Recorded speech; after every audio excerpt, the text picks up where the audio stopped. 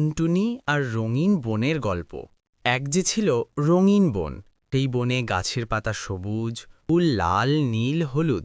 আকাশটা ছিল সব সময় নীল। সেই বনে থাকত একটি ছোট্ট টুনটুনি পাখি। তার নাম ছিল টুকটুকি। টুকি খুবই চঞ্চল। সারাদিন সে এক ডাল থেকে ও ডালে লাফাতো, গান গাইত, চিরিবিরি চিরিবিরি।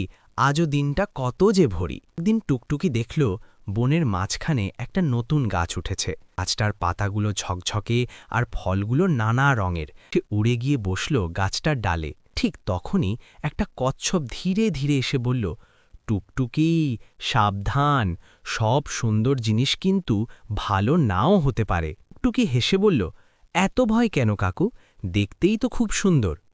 ঠিক তখনই বনের জ্ঞানী হাতি গজু মামা এসে বললেন, শোন টুকটুকি, নতুন কিছু দেখলে আগে ভালো করে জানতে হয়। টুকটুকি মাথা চুলকে বলল, তা ঠিক, কিন্তু আমি তো খুব কৌতূহলী।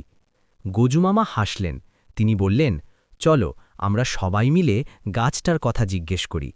সবাই অবাক, গাছ আবার কথা বলে নাকি?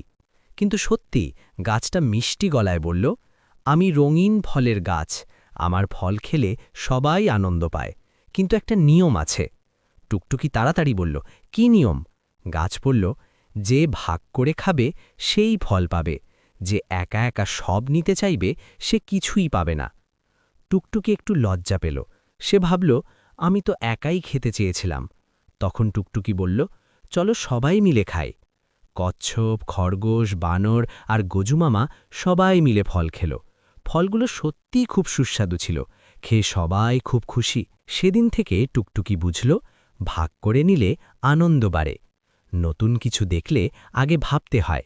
আর রঙিন বনটা আগের চেয়েও আরও রঙিন হয়ে উঠল। বাঘ আর চতুর শিয়াল। এক জঙ্গলে এক শক্তিশালী বাঘ থাকত। সে খুব গর্ব করত নিজের শক্তি নিয়ে। জঙ্গলের সব প্রাণী তাকে ভয় পেত। একদিন বাঘের সঙ্গে দেখা হলো এক ছোট্ট শিয়ালের। শিয়ালটি খুব বুদ্ধিমান ছিল। বাঘ গর্জে উঠল, এই শিয়াল, আমাকে দেখে ভয় পাচ্ছ না? শিয়াল শান্তভাবে বলল, আমি কেন ভয় পাব? এই জঙ্গলের রাজা তো আমি। বাঘ অবাক হয়ে বলল, কি, তুমি রাজা? শিয়াল বলল, চলো আমার সঙ্গে হাঁটো, দেখো সবাই আমাকে কত ভয় পায়। তারপর শিয়াল সামনে আর বাঘ পেছনে হাঁটতে লাগল। জঙ্গলের প্রাণীরা বাঘকে দেখে ভয়ে পালিয়ে গেল। বাঘ ভাবল, ও, সবাই তো সত্যিই শিয়ালকে ভয় পাচ্ছে। শেষে শিয়াল হেসে বলল, দেখলে তো, আমি রাজা। বাঘ কিছু বুঝতে না পেরে চুপ করে রইল। শিয়াল তার বুদ্ধি দিয়ে বাঘকে ফাঁকি দিল।